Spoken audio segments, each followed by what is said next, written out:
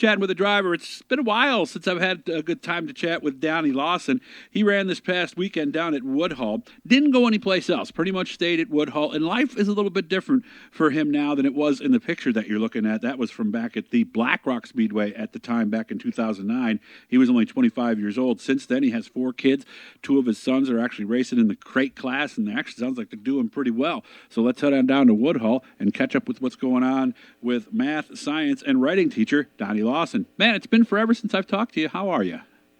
Well, pretty good. It's been a while for sure. Been good, and like I say, it's life's been busy, that's for sure. Sure has, and we both have kids in similar age groups. Boy, this is an interesting time to be a parent, isn't it? When you're looking at colleges, you got kids still in grade school. It's an interesting time, and I don't think anything could have prepared me for this. No, definitely. It's hard finding free times to get anything done for yourself kind of deal. It's you're always running somebody around or going somewhere for something, which I know we'll miss these days sometimes. But I know. It's busy. It's true, and I keep telling myself that, too. So I was actually had a taxi sign in my car when Donnie messaged me earlier. I was in the middle of doing a little bit of running around. So how was last year? We'll start with you. It sounds like we did pretty well. Yeah, we started on a coil car for the first time last year, so we had a little learning curve with that, and we won early in the year and had a lot of seconds and sort of figured the car out about the last 2 weeks, and then we had a motor expire when we were leading the last week. But we ended up, I think, third in points, even with a learning year, so it wasn't terrible. Why is it the motors never go when you're running last, just trying to keep up, right? It's always when you're doing well, right? What was it? What happened? Well, what happened was a water pump gasket worked its way out, and, we've had it happen before, but when I was in lap traffic, I could smell antifreeze, but we don't have a dummy water pressure light, which we probably should, and I thought it was somebody else losing a little water, but I was wrong on that. It ended up being us, so it got hot, and then, so it didn't, it wasn't a massive blow-up, but enough to do some damage. Yeah, and when you run out, did you actually run out of water then? Yeah, it ran low on water. I mean, it still had some in it, but it ran low enough that it, the heads needed some work and things like that. Okay, and also when it runs out of water, the gauge doesn't accurately reflect. Gee, I'm having trouble here. Doesn't reflect the temperature accurately, does it?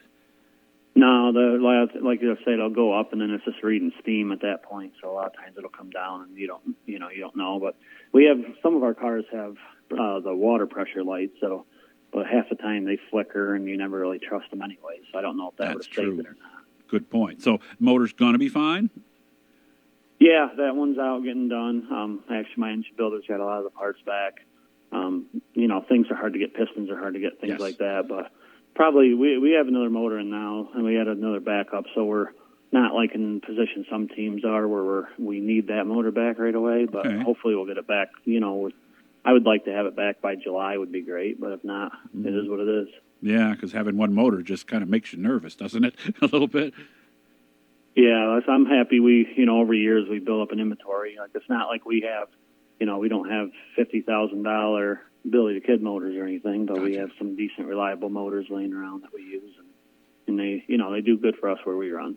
Do you run different motors at Woodhull? Because I remember hearing about the, 360s or something, or 372 or something? Years ago, they used to have, the 370 rule. Now it's just Deo rules. So, that was a 430 that we blew up, and then I have, a 415 in right now. But it's a small enough track, you could really still get away with, a 370 on some nights when it dries up. The problem is it's heavy early in the night, so it's qualifying. It's nice to have a little more motor, but I don't know. I think if you get the right combination, I don't think you need the biggest thing in the world there. Okay. How do we get to 370? What are we doing to pick up that extra 12 cubic inch from a 358 or something? You don't know? You call the engine builder, and he does, I don't know. Yeah, no, I think they do it with, but he does it with, I think they do it a lot with bore. They bore it out a little bigger. Okay. There are some, you can do some big bore short stroke stuff. I think they got a couple different combinations they can do to get there. Mm-hmm. We've had a few different ones. We had a big bore short stroke motor that I really don't like.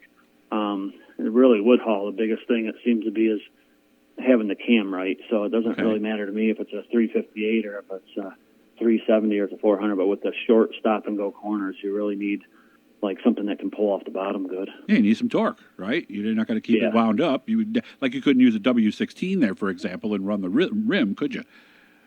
No, and guys that try to run, like, you really can't run a big block there either. Guys No? that try to run big blocks there struggle. Like, you either need a big, small block. I mean, it's actually, for being a small track, you need a pretty good motor there. Okay. But, like I say, it's you don't need something high horsepower. Like you said, you need something with good torque and a good smooth curve. Yep.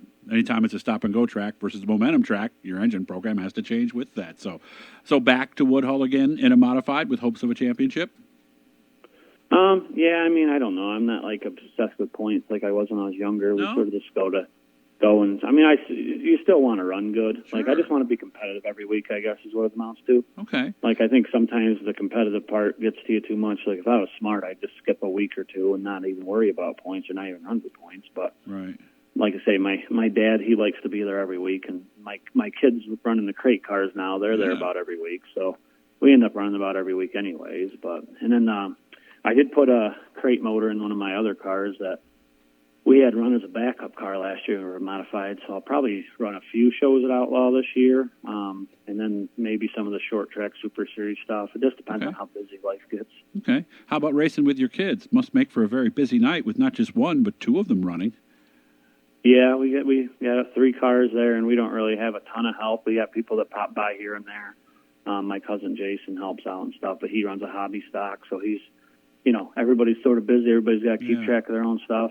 It's a lot of hard work. I mean, like I told the kids if they were smart, they would have found a different hobby. But Right. once you start, you can't stop, kind of deal. And it's one of those deals when we don't spend a bunch of money. Like, we get by with what we have, and we buy a lot of used stuff, and we have a big inventory from years of racing, and that's sort of how we get by. So when you don't spend a lot of money, you got to work a little harder sometimes. Okay. So the girls from Victory Lane don't come over and help in the pit area? They don't do that? The girls that visit them don't. They don't come over and turn wrenches and check tire pressures? They don't do that. Okay. All right. Not so much. Maybe if they found the right one, but they haven't found that yet. Not yet, anyway. A.J. Miller, there's not a lot of them like his girlfriend out there will do all that work. So what is the plan? Just Woodhull, or you mentioned possibly traveling a little bit? Yeah, we had issues with our tow vehicle last year, so we just got a newer truck to use. So probably, like, the cars, I have a crate car sitting here all ready to go right now.